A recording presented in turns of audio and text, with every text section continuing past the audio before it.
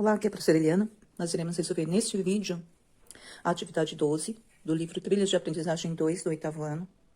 A atividade 12 tem o título Qual é a solução? Aqui nós temos alguns problemas. É para você analisar a solução e os dados fornecidos por eles. Exercício 1. Resolva os problemas 1 e 2 e marque um X em cada quadro relacionando o tipo de solução e a quantidade de dados para cada um deles. Problema 1, quantidade de soluções.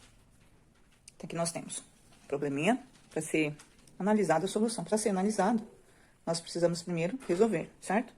Aqui, ó, Maria José fez o bolo para 8 pessoas e sua receita inclui 3 xícaras de chá de açúcar e 6 ovos.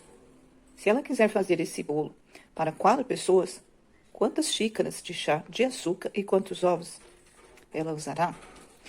Então, esse aqui é um probleminha de proporção, que pode ser resolvido pela regra de 3, mas eu vou mostrar para você um quadro que fica mais fácil de visualizar, de conseguir a solução, para que depois você possa resolver o que se perde. Então, aqui você tem que marcar qual o tipo, né, de solução.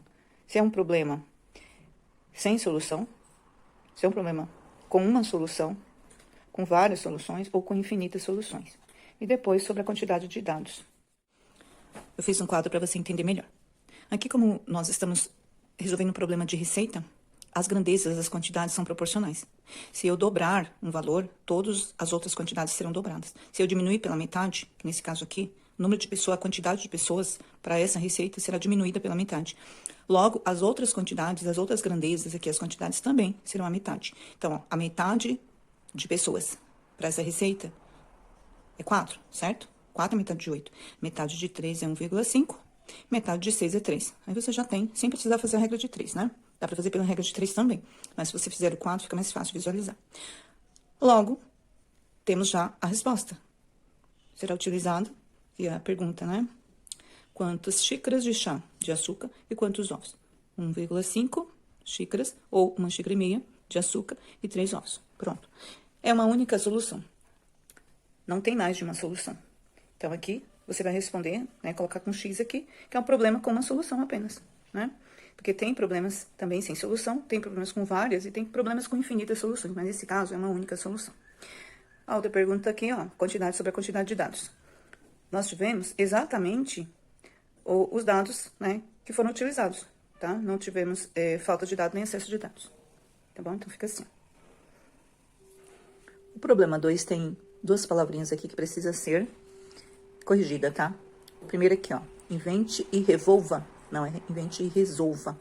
Um problema que contém, tá escrito menos dados do que aqueles que serão utilizados em sua resolução, né? Dá para perceber que é um erro, né?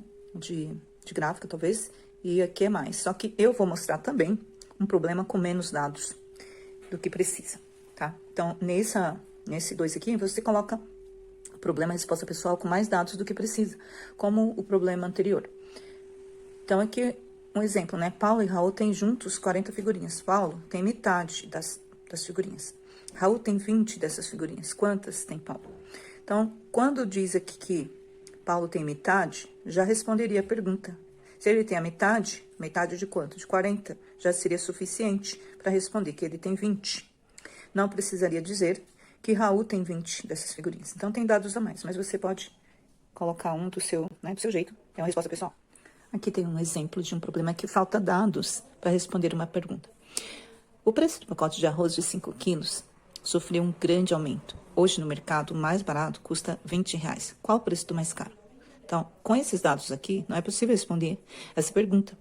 Faltaria, por exemplo, o dado de porcentagem, a taxa de aumento, para poder responder. Então, esse aqui é um exemplo que você pode colocar, se você quiser, para você responder o exercício com menos dados, tá bom?